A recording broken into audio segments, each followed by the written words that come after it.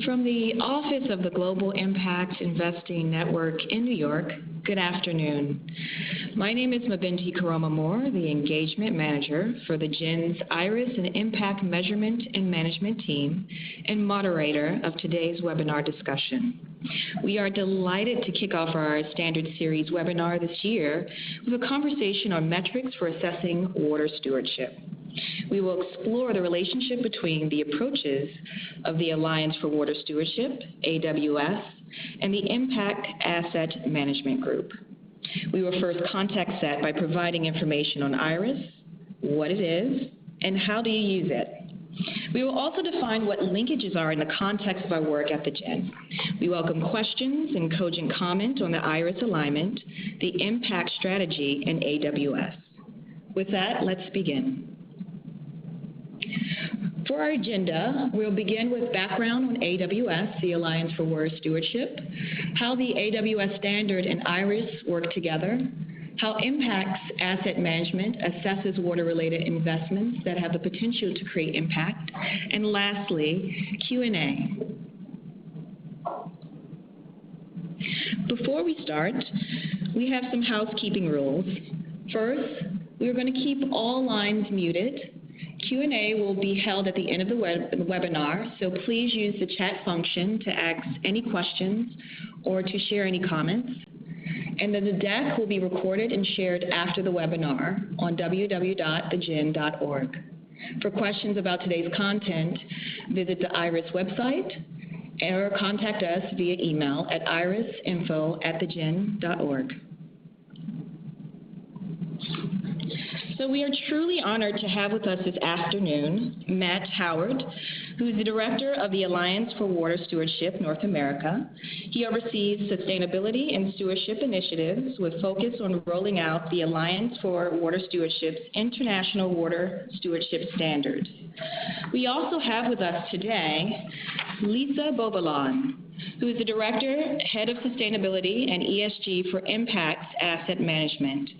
Lisa joined Impax in 2010 and is responsible for the sustainability and environmental, social, and governmental analysis, including environmental policy and legislation research in the listed equities team.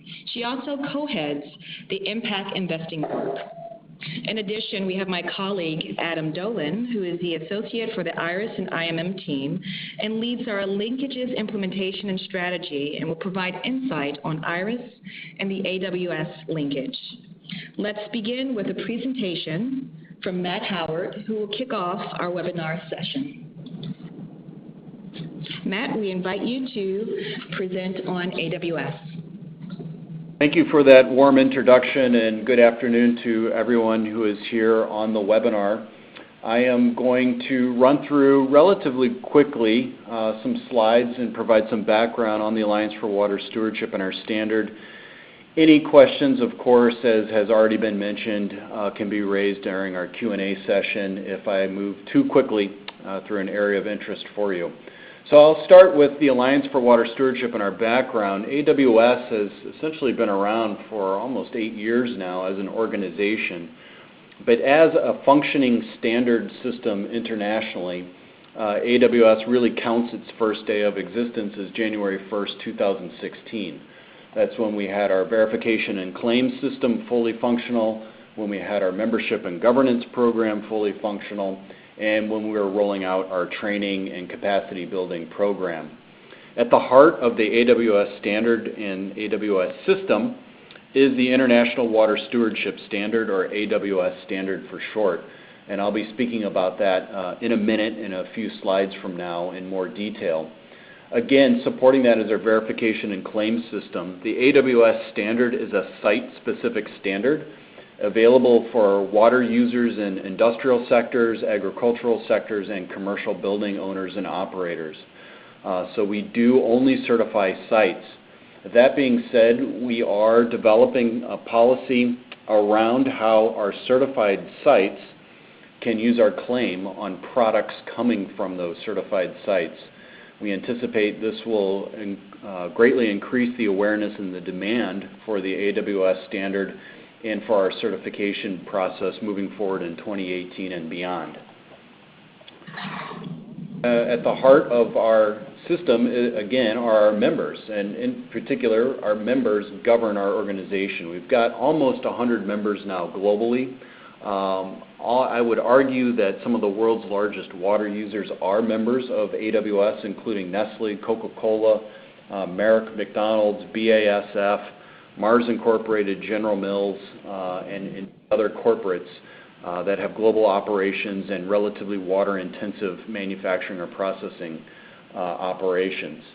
About 30 of those members are based out of North America, and just as importantly are our members that come from the non-private sector world, our NGOs, our civil society groups, and our government organizations, and World Wildlife Fund, the Nature Conservancy, the Pacific Institute, Water Witness International, and many other nonprofits and civil society organizations are also amongst our membership, and that makes for a really, I think, diverse membership base, but also a really strong membership base of organizations, like-minded organizations committed to water stewardship.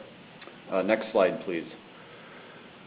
One of the reasons AWS was created and formed was because of the impact of water crises, of water stress and water-related risks on our company's direct operations and supply chains. Many of you might be familiar with the World Economic Forum's Global Risks Report, which comes out each year. This is the 2018 report and a snapshot from that. On the left-hand side, you'll see how businesses globally have ranked sort of the top 10 risks that could impact them in terms of likelihood. And while you won't see specifically water crises called out in that list on the left-hand side, if you look at the top 5 there, 3 of the top 5 really disproportionately impact water resources, whether it's number 1 with extreme weather events down to natural disasters, and then the number 5 likely risk, failure of climate change mitigation and adaptation, I would argue really has a disproportionate impact when you fail to do that on our freshwater resources. Moving over in terms of impact, on the right-hand side of the slide, you'll see where water crises is in terms of the top 5. And again, immediately preceding that are extreme weather events, natural disasters, and again, failure of climate change mitigation and adaptation. So businesses globally are really beginning to contemplate and to address that water risk that is residing within direct operations or hiding within a supply chain. Next slide, please. And while we're seeing certainly impacts globally, we can't forget here in the United States and in North America, more broadly speaking, the fact that water risk is happening everywhere around us here in the United States and even in Canada. And looking at the map here, this is from the WRI Aqueduct tool. That's a free tool that you can use online. If you're not familiar with it, after this webinar, just Google WRI Aqueduct, and this map will pop up. And it's built on a GIS platform, and you can scroll down to the local level on this map and get a color-coded legend in terms of how different types of water risks could impact where you're located. So for purposes of this map, it looks at quantity, quality, regulatory, and reputational risks. And if you just eyeball this map right now, about 3/4 of the United States is in medium to extremely high water risk areas. And you've got some of your usual suspects with the desert southwest in the United States, the Central Valley of California, but kind of moving east in the United States, you'll see a lot of red right in the middle from the Dakotas on south. That's the Ogallala Aquifer, which is a highly stressed aquifer in the United States, having replenishment issues right now, particularly in the northern portion of that aquifer. And going even a little bit further east, a big splash of red around the southern Great Lakes. And again, you know, this idea of water risk and addressing water risk isn't something that only companies that are operating in water-scarce environments should be concerned about. Just looking at the Great Lakes, the amount of water quality-related stress and stormwater management issues that are impacting a number of company operations in the Great Lakes is something that we really need to take note of. And in fact, if you begin to overlay on top of this map agricultural production and other water-intensive manufacturing in the United States, unfortunately you'll see a high concentration of that type of manufacturing, that type of agricultural activity on over aquifers and in regions that are severely stressed. So from a corporate standpoint and an investment standpoint and an investor standpoint, how are these companies addressing water risk in their direct operations and their supply chain? Next slide, please. That was really the genesis behind the creation of the International Water Stewardship Standard, the AWS standard, to really help sites contextualize their water risk and then put a plan. So here you can see the 6 steps to the AWS standard. It's a process standard. If you're familiar with the ISO suite of standards, it's very similar to that in terms of being built on the plan, do, check, act approach and having this idea of continual improvement built into the standard itself. So what we really want individual sites to do, individual factories, individual farms, individual commercial office buildings to do, is to do some exploration, do some data gathering, contextualize how they're using water, how water risk is impacting their operations, and then based on that activity, develop an individualized water stewardship plan for their operations. So have a management system approach to identifying and mitigating water-related risks which could impact operations. But just as importantly with the AWS standard is we really seek to align operations internally with conditions and water-related risks which impact those sites in the surrounding watershed. So let's make sure that we don't operate at cross purposes with risk conditions and factors which could impact our operations and our reliance on surrounding freshwater resources. And so in the process of going through this standard and then ultimately operating your facility to the water stewardship plan that you develop in step 3, you kind of see at the bottom of the wheel there, there is a lot of data that's going to be gathered in 2 sort of broad categories. One at the site level, so again, understanding how a site is using water, how water intensive is that manufacturing or that production process, what sorts of discharges are effluent, are permitted, are regulated, and just generally speaking, help the site get a handle on all the water-related impacts to its operations and related costs and revenues. But just as importantly, we want that site to gather similar type of data from the watershed. So how is the source water health upon which that site is reliant? How is the infrastructure that delivers water to that site? How is the infrastructure that's taking water away from that site? So again, helping the site kind of contextualize its water risk profile within a given watershed.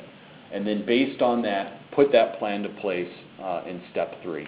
Next slide, please.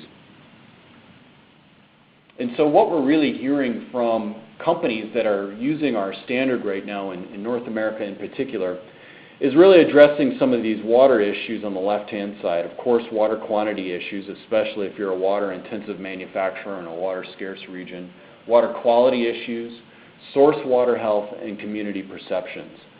The bottom 2 are really gaining more and more traction and awareness from implementers of the AWS standard. Source water health, for obvious reasons when we're talking about agriculture, maybe less obvious reasons when you think about industrial processes or other types of manufacturing. But as a for instance, in the Gulf Coast region of the United States right now, there are a number of petrochemical companies and operators, processors in the Gulf Coast that are in severely stressed deltaic regions. Where you have these companies that are actually permitted for certain direct withdrawals for that water to be used internally as processed water, but they're also reliant on that same freshwater resource as a mode of transit to get product to service, product to port. And so we're seeing a number of companies right now begin really looking through the stewardship lens that the AWS standard provides to understand impacts of subsidence, of saltwater intrusion, of water quality, and other issues that they're facing where they're located to help them ensure that their operations aren't operating at cross purposes with those conditions in the watershed. At the bottom on the left-hand side there, you'll see community perceptions too. Obviously, companies and corporations worldwide are taking time to really undertake stakeholder mapping exercises and to begin good faith efforts of stakeholder engagement. The AWS standard requires companies to do stakeholder mapping and a certain level of stakeholder engagement as they walk through our standard. So not only are we asking you to look internally at how you're using water, to look externally at watershed risk conditions which could impact your operations, but we also want you to understand and to make that effort to engage with stakeholders that are doing work in that watershed on water issues or otherwise may be concerned about your operations and your own water use. And obviously there's a social license to operate impact there as well. And so as companies are going through implementing this standard at their operations, they're obviously addressing those issues on the right-hand side: physical risk, reputational risk, regulatory risk, and financial risk. All of those things from a company or corporate perspective have an impact on the bottom line. And a note about regulatory risk: I think physical, reputational, and financial risk we could equally spend amount of time on today. But again, kind of looking at regulatory risk, certainly in the United States, not just from the federal level, but from the state level and the local level, there is a lot of action right now, state by state, around stormwater management, around groundwater resources, and around changing levels of pollution control and variables of concern from nitrogen to phosphorus to other things right now. And so just looking at the risk profile, if you will, of the United States and Canada, just because we can turn on the tap every day and expect water to come out of it doesn't mean that from an industrial and agricultural perspective there aren't a number of risks that are hiding out there that we really need to address from our direct operations standpoint, but also from our supply chain standpoint. Last slide, please.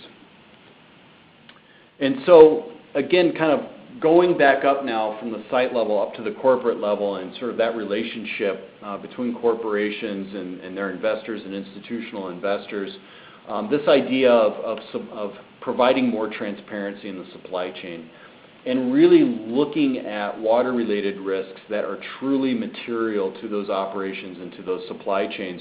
Whether you're a public company and you're reporting to the SEC or not, companies, as we saw from that World Economic Forum survey and from the Aqueduct water risk map, water risk is material to your operations in the United States, in Canada, in North America, and globally, more broadly speaking. And so what we really need to do through the AWS framework is to begin identifying and mitigating those water-related risks, which are material to our operations. And that process of going through that identification of applying the AWS standard is going to produce a number of metrics and quality data for companies to turn around and use in their reporting. And so a lot of our members and a lot of the companies adopting the AWS standard are reporting to CDP Water, are reporting to GRI. And then really even more broadly speaking at the multinational level, beginning to report and align actions around the UN SDGs, particularly 6 and 13 as it relates to water resources. So I'm going to pause here and turn it over to Lisa for her presentation and to the GIIN team for their presentation, and we can pick this up again if there are any other questions in the Q&A session. So thank you for your time and attention. Great. Thank you so much, Matt, for that really great presentation, providing background on AWS and discussing water-related risks, as well as the 6 steps to water stewardship. I know we'll pick it up again during the Q&A section. First, I'm going to invite my colleague, Adam Dolin, to provide some background on IRIS and the AWS linkage. Thanks, Mabinty. I'll use the next few slides to provide a quick primer on IRIS before jumping into how the AWS standard and IRIS work together. So IRIS has been managed by the GIIN since 2009, and it is the catalog of generally accepted performance metrics that leading impact investors use to measure and manage social, environmental, and financial success, evaluate deals, and grow the sector's credibility. IRIS today exists in its 4th version, and the next update is planned to be released in 2019. Before the development of IRIS, there was a stark fragmentation in the market around terms and metrics for reporting social and environmental performance. which served as a systemic constraint to the efficient and confident transfer of impact capital to impactful organizations. Metrics weren't coordinated and remained inconsistent across organizations. There were unclear incentives for impact reporting, and there were insufficient aggregate data to inform decisions and monitor performance. Moreover, this fragmentation was seen in terms of inconsistent measurement of social and environmental performance, where investors have articulated that they were historically unable to fairly compare performance. This comparability is pivotal to making well-informed industry analyses. It is the aim of IRIS standards to address this fragmentation. So this slide is a snapshot of the different organizations that use IRIS. The diversity of organizations here is illustrative of the varying use case catalog. IRIS can be used throughout the investment cycle and is designed to be just as applicable to a large asset owner with a heterogeneous portfolio as it is a small impact fund with a homogeneous portfolio.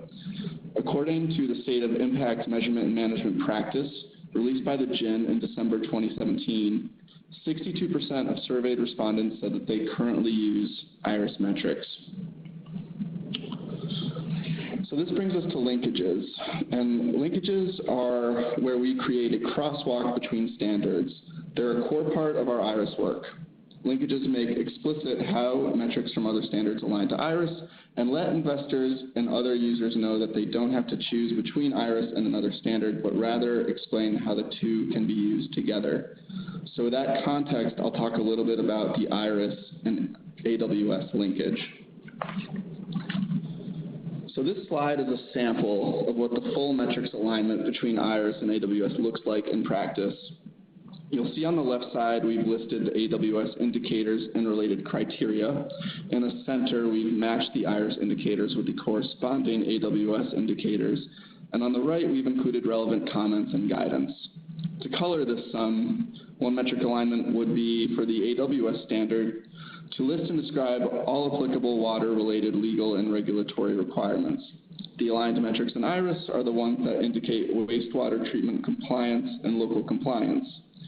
It is not always the case that there is an alignment between IRIS and a given indicator, so these are left blank. And similarly, it is often the case that two or more IRIS metrics paired together will serve the purpose of one AWS indicator. The connection points in the alignment, which are actually the connecting boxes in the columns separating the indicators from one another, delineate these relationships. And so we've also created a two-pager document explaining the nature of this linkage in greater depth, which can be downloaded on the IRIS website, and along with this full metrics alignment. And we've included a link at the end of the presentation. Thank you, Adam. Now that we've context set on IRIS, we look forward to hearing from Lisa Beauvilain from Impax, who will provide her perspective on the water value chain. Lisa, I invite you to talk more about this issue. Thank you so much, and good afternoon to everyone. So in the next 20 minutes or so, I'm going to be giving a brief overview of Impax and our focus and classification of environmental markets, our approach to investing, especially into the water value chain. But I would also describe our approach to measuring positive environmental impact and specifically focus on the observations and learning from measuring water impact. A few words about Impax Asset Management itself. It's a specialist investment manager focused on the opportunities arising from the transition to a more sustainable economy. Impax has today an AUM of roughly $15 billion, of which more than half is invested into thematic equities within what we call environmental markets. Earlier this year, we closed an acquisition of our longstanding U.S. partner, Pax World, in Portsmouth, New Hampshire. And this will be adding broader equity and fixed income capabilities with ESG integration under the Impax name. Next slide, please.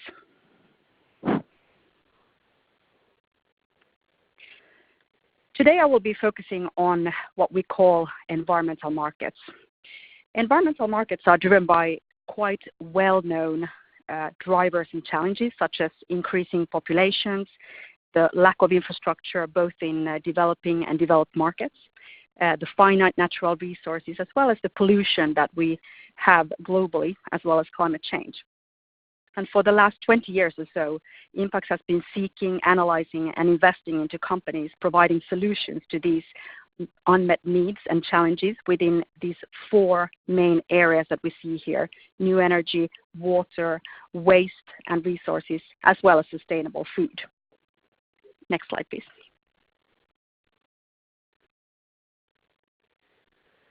So examining the environmental markets classification in a bit more detail, we see that the new energy bucket consists of energy efficiency, which is really about providing energy savings within the industrial processes, within buildings, but it also contains alternative energy such as solar farms, wind farms, and equipment manufacturers. And I think that is the sort of area that the types of investors or investment managers such as Impax is very often associated with. But in fact, alternative energy is a very small part of our portfolios. It is a very difficult area to invest in, quite commoditized, very cyclical. So it is a small part. It's an important part of the ecosystem of environmental markets, but a small part of our investments.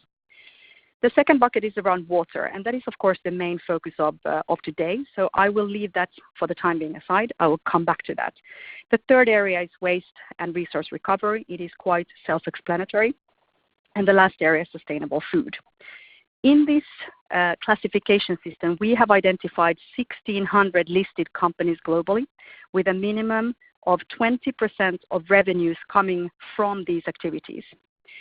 We believe that these are companies that are well positioned for the long term, and they tend to grow faster than the rest of the economy, thanks to the necessary solutions that they provide, for example, saving money, but also resources and energy, and reducing pollution through the products and services that they provide for their customers and clients. Next slide, please. So then drilling into the water universe a little bit further. It is quite interesting because we get quite often the comments saying, "Oh, water. Well, that's very narrow. It's very niche, right?" But the interesting thing is that water is used in exactly every economic activity, from consumer type activities to materials to industrial processes, all types of end markets. So, in fact, everything that water touches is actually very well diversified, and it also has very good growth characteristics. So it ends up being very broad. And not that niche at all in the end. We classify water into 3 main sectors. The first being infrastructure, which is a more cyclical area, and it's characterized by companies providing products and applications such as pipes, pumps, valves that improve water flow and water pressure, and in that way saves water, but also in many cases save energy. The second area is water treatment, and those would be companies that provide mechanical filtration, chemical treatment and filtration, and all kinds of different types of process filtration. This is often about water reuse, and it's often about reuse of water in industrial processes. For example, it could be mining, it could be around the pulp and paper sector, for example. The last and third water sector, the way we classify it is within water utilities. And those are really the water companies that provide the clean water to our taps. So they are quite self-explanatory in many ways. Next slide, please. So within these 3 sectors, there are many sort of underlying water-related activities as well. But I wanted not to sort of go into all of these in any detail, but instead give one example just as an illustration of the types of companies that we are invested in. So water leakage detection is quite an important area, as we in our developed markets lose roughly a quarter of all the water that has been treated to water leakage still today. In the US, there are roughly 1.6 million kilometers of water pipelines, and there is a sort of major water main that breaks every 2 minutes on average. And this leads to water loss of on average 2 trillion gallons a year. And it also has a big financial cost of up to $2.6 billion every year due to these water leakages. So we are investing in a US-Canadian company, a listed company, that inspects, detects, and monitors for weaknesses or possibly already ready holes in water pipelines. And they do it through a ball which is equipped with sensors and a GPS to locate the precise location inside pipelines that have already weaknesses. And these weaknesses can then be patched up before they lead to breakages and leakage. And through this technology, by this company, the company in 2016 saved more than 70,000 megaliters of water in North America. Next slide, please.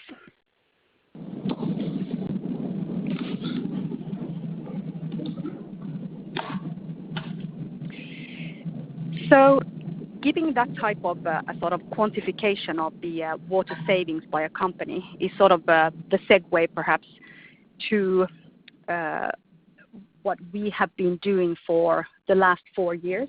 In other words, measuring and reporting on the positive environmental impacts in 2 of our strategies. And we have been focusing on 4 main metrics. And these 4 main metrics are here on page 21. And they are, first of all, net carbon emissions. And this is a metric that is looking at carbon emissions for each of the companies in the portfolio, both their direct and indirect emissions in 1 year. And then netting that number with carbon avoidance provided by the products and services of the same company in 1 year. So a net number. In addition to that metric, we also have renewable energy generated, water provided, saved, or treated, as well as materials recovered and waste treated in 1 year. And it is to be noted that these 3 last metrics, including the water metric, are not net numbers. So we are not looking at, for example, for water, how much water was used or consumed or withdrawn by a company, and then how much was saved. There is not a netting. And I'll get to why that is in a few moments as well. And we have also in the water metric combined 3 different sub-metrics, if you want: provision, savings, and treatment, that are really sort of reflecting a little bit the way we divide our water universe. We can make close linkages with the IRIS metrics on these 3 subsets of water impact metrics. It is interesting to note that the main focus for many of our investors has been carbon and the net approach, but there has been a lot of questions around water as well. There are some issues around data, and I will get to that very soon. But what helps us in general in this process is that our companies in our portfolios do provide a significant amount of data around positive environmental impact and very specific quantitative data around this. And that is really a reflection of the environmental pure plays that these companies often are. Next page, please. So this is what we measure and report every year to our investors. And it reflects a £10 million, in this case, or $10 million investment into one of the 2 strategies where we measure impact.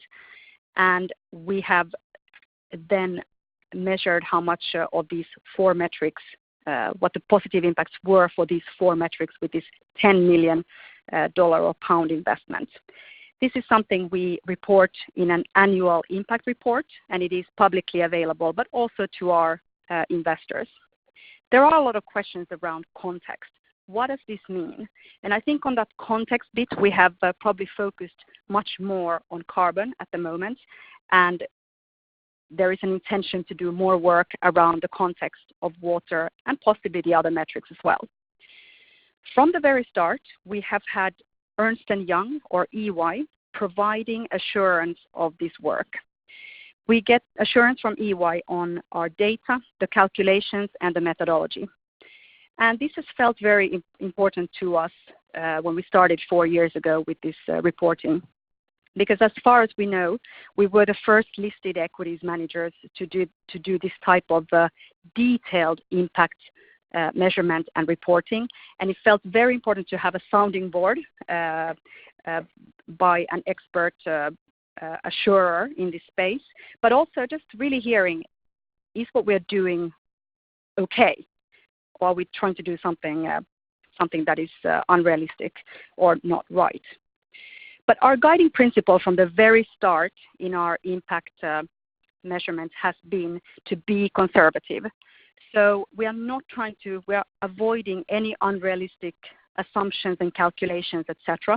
Instead, trying to give to our investors a sense of at least this much positive environmental impact has been achieved through the 10 million investment into these strategies. So really trying to be conservative in our approach. Next and last page, please.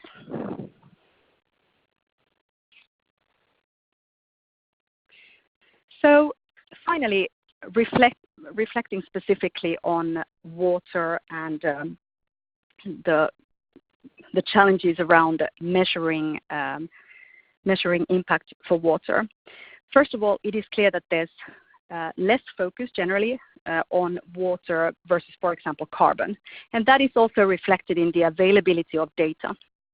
And I would say that it's true for both the availability of data for water in terms of the sort of consumption and withdrawal of water, but also the sort of possible water savings that are provided by an end product or service.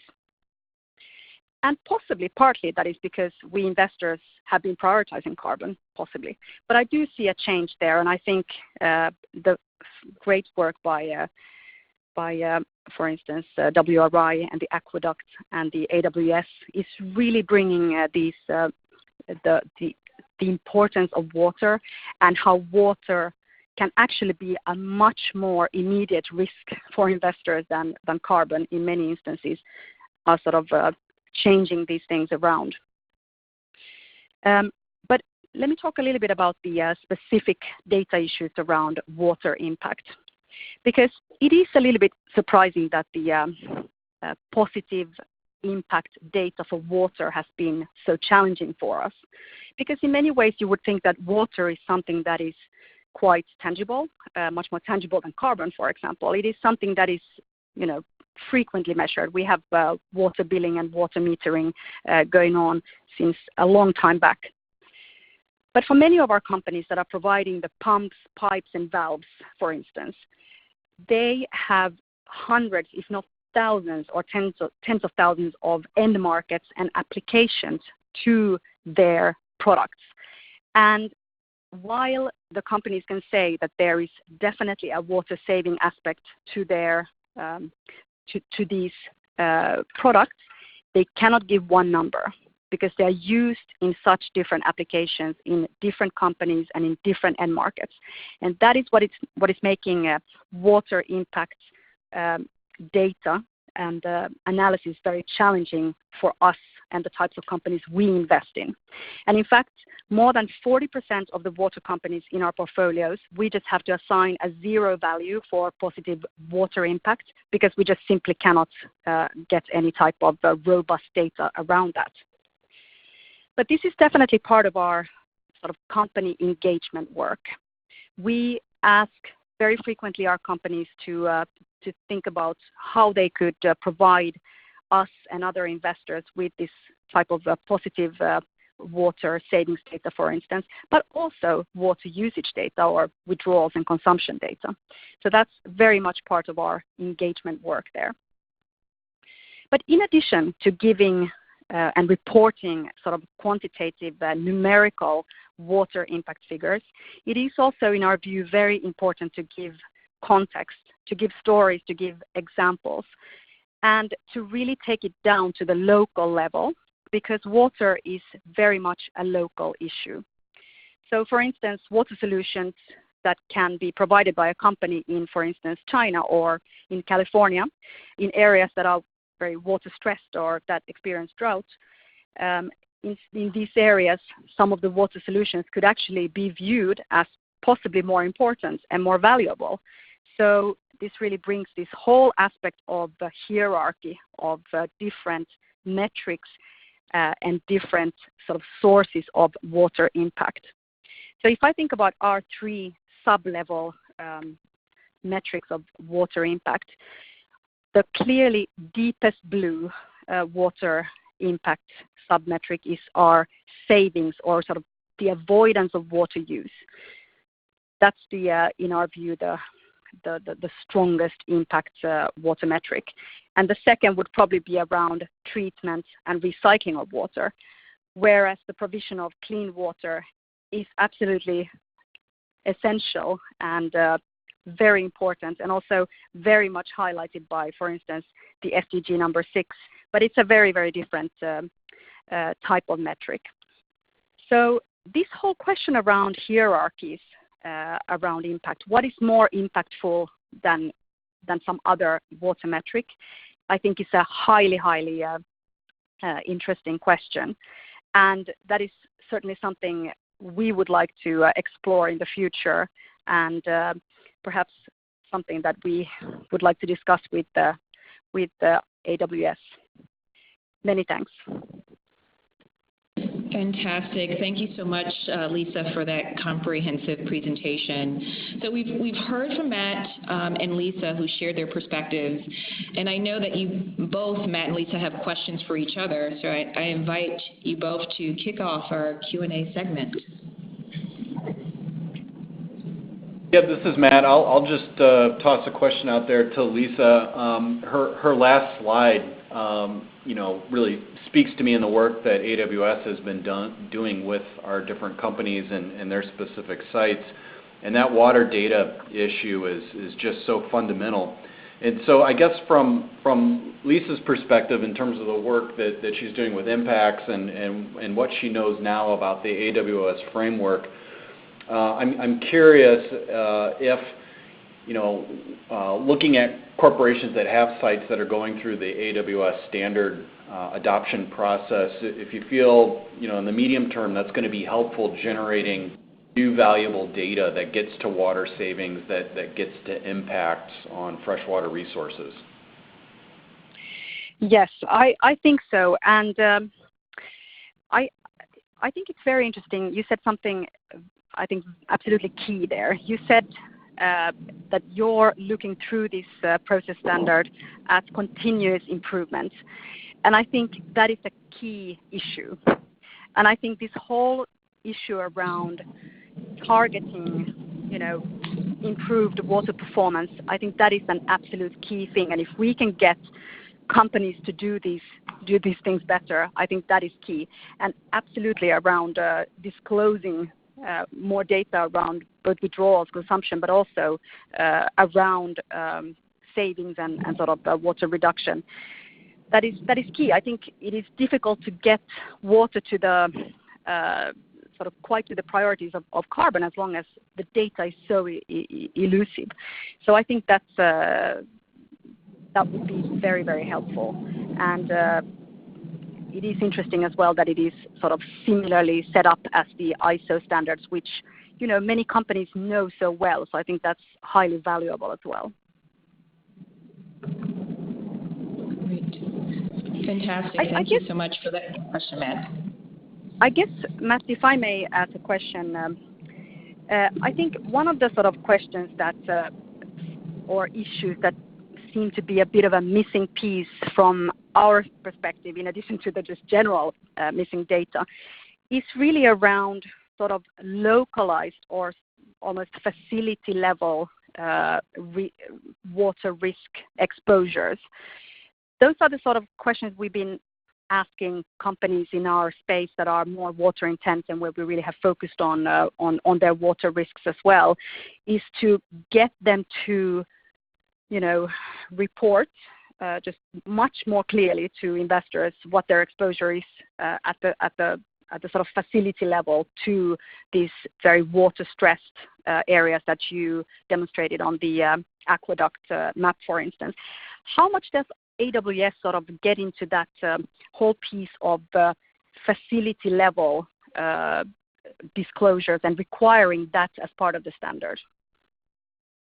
Yeah, thanks, Lisa.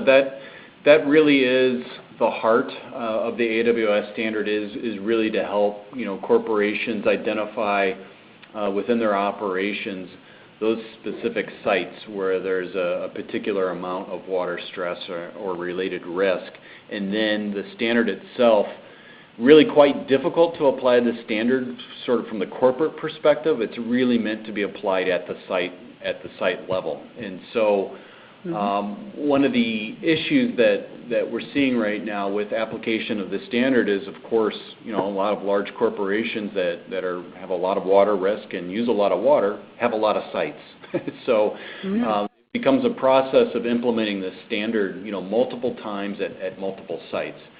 But I think it was one of the last bullets on your last slide talking about the localized nature, of water impacts, and you stated this in your question to me just now. That's really, I think, one of the distinguishing features of the AWS standard is it takes into account those localized changes and those localized impacts. And back to this idea of continuous improvement, one of the reasons that the designers of the AWS standard brought in continuous improvement is not just because it's a best practice found within ISO, but because of climate change and changing, rain and weather patterns and stresses on our freshwater resources. Those localized water impacts are constantly changing as well too, and fluctuating. And so companies really need to be on their toes from a site level point of view, because you could be in a longer term drought situation for 5 or 6 years and then move into a situation with extreme rain and other weather events, and are your site level operations resilient enough from a water standpoint to really handle that? And so that was really kind of, I think, one of the underlying intentions from the designers of the AWS standard was to really help corporations get a handle on that site-specific and very localized water risk. Great. Fantastic. Thank you, Matt and Lisa, for kicking us off. We have a number of questions on the line that are shown in our chat function here.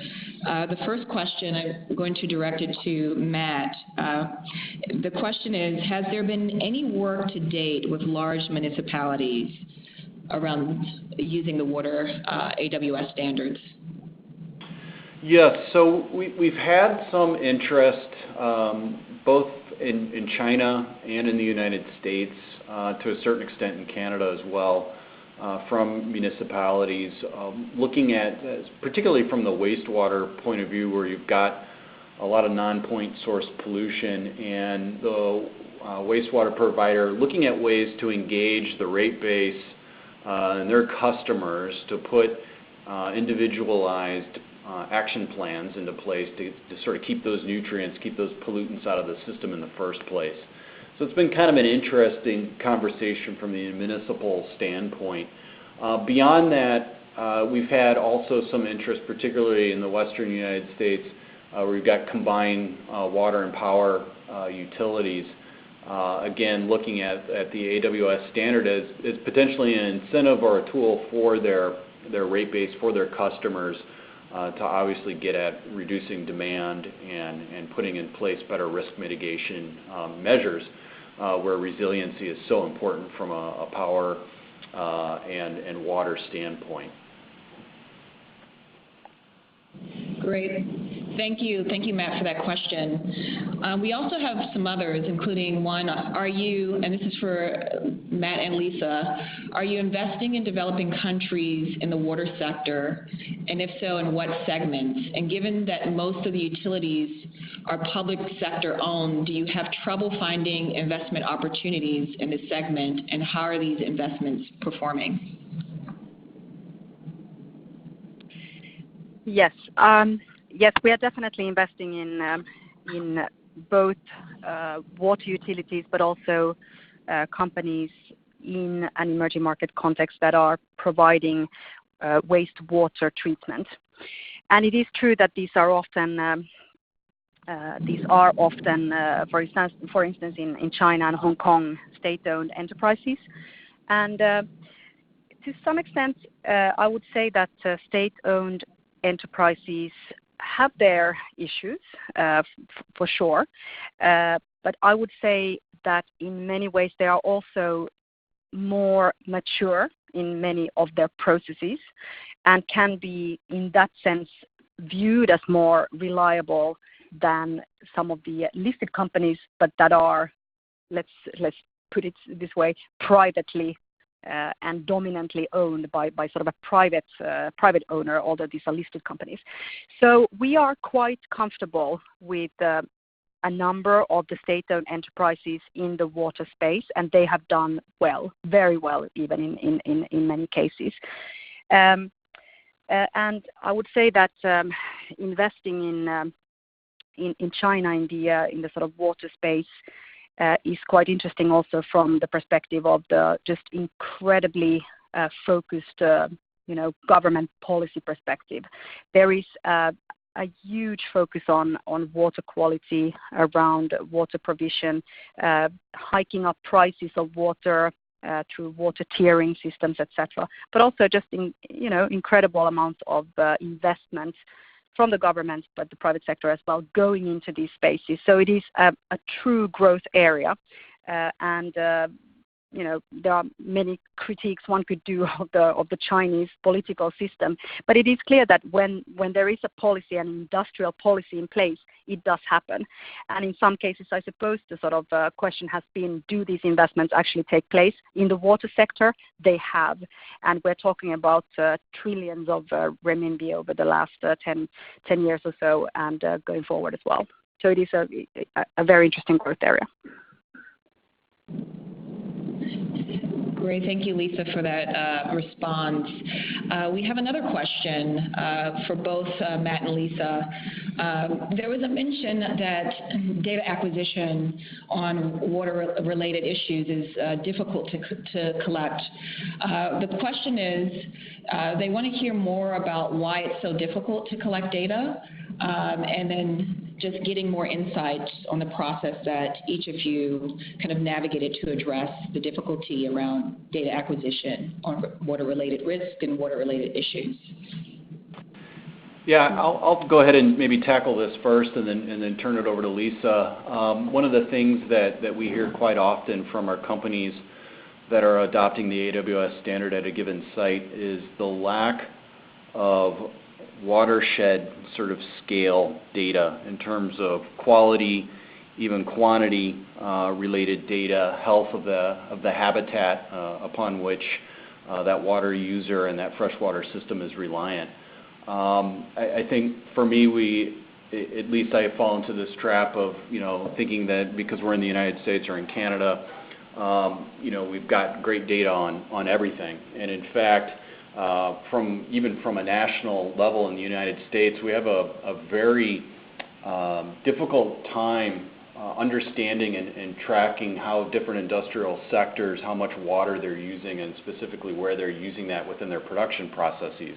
Now, you can ask an individual company, and for the most part, they have a pretty good idea of how much water they're using in aggregate and where within the production process water is being used. But if you really look at policymakers and investors and other people who are looking to make decisions across a portfolio of companies or across a portfolio of sites that a corporation has under its control, it becomes quite difficult. In fact, in the United States and Canada, only about half of, I believe, of our watersheds are even fully mapped and understood in terms of how much the water, the water impacts on those watersheds and the water quality within those watersheds. And so there's a public data gathering issue here. And then from the water user perspective, from the company perspective, a lot of companies, unfortunately, even today, still assume because they're not in bottled water, they're not in food production, that they don't have water-intensive supply chains or water risk in the supply chains.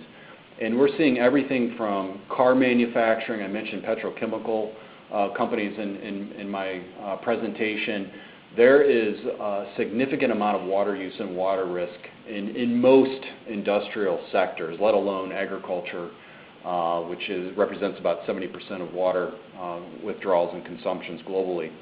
So I think it's just, there's been this focus on other issues, energy in particular, waste reduction, and at least from a company perspective, because the cost to procure water, at least in the United States and Canada, is so relatively inexpensive compared to other cost drivers, that quite frankly companies just haven't spent a lot of time looking at how they're using water and where they're using water in their direct operations and supply chains. And so a lot of times with companies, even some of these very large water users that are adopting the AWS standard, it's a process of discovery for them just in terms of water use and water risk. Could I add a few things there? I absolutely agree with Matt that those are absolutely very valid points. But I also do think that in addition to, there not being this understanding of water quantities, etc. overall, I also do think that there is, however, sort of a choice or a priority happening in companies, because it's very interesting to see that, for instance, consumer-facing companies that are very water intense, they actually do report much more. For example, beverage companies or breweries, they actually do report a lot around water, whereas energy companies or utilities that are also very water intense and very exposed to water risks, there's a very small percentage of them actually reporting on water. So there must be also some type of priority for different sectors and different companies as well, which is quite interesting. But I think that there is one fundamental additional thing here, and I think it might be related to water is just very cheap. It is too cheap, and it's not always reflecting the economic importance it has in many of these economic activities, and therefore it's not really measured and reported in the way something very valuable should be.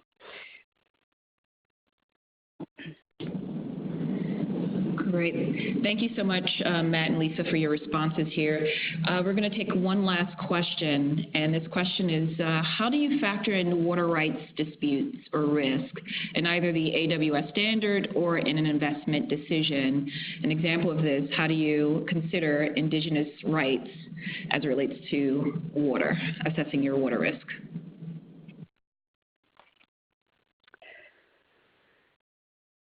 Okay, I can start. This is definitely something that we take into account in our detailed ESG analysis whenever we would be assessing a new company. We would first of all not be investing in any companies that as a business model invests into water rights. That is not at all what we are doing. But we do look very closely at the possibility of for instance, particularly water utilities, whether they have too much, or whether there are sort of conflicts of interest or asymmetric information around the company's ability to affect water pricing, particularly in developing countries and indigenous areas. And we would those are companies that we would not be approaching where there are sort of issues around water rights, etc. But the reality is that in most cases, when we invest in utilities and water infrastructure companies, it is the municipalities that have ordered infrastructure to be built, and it is the municipalities in question that are responsible for any water pricing. But the question around water pricing is, again, something we look at very clearly and closely and want to ensure that the water utilities have no say in what that would be. That would be, in our view, very problematic. I'll just add in terms of the site level nature of the AWS standard. In order for a site to really gain certification underneath the AWS standard, they have to track and obviously maintain legal, regulatory, water-related requirements, have a system in place to track that, have a person assigned that's responsible for that, which would include water rights. And on the stakeholder piece, I think there was a component of that question around Indigenous peoples and First Nations. Again, underneath the auspices of the AWS standards, sites are required to do stakeholder mapping and engagement. And to the extent those sites are located in areas where there is contact with those nations and those indigenous peoples, and there are issues surrounding freshwater resources and water rights, there has to be some sort of a record and process in place of addressing those issues satisfactorily.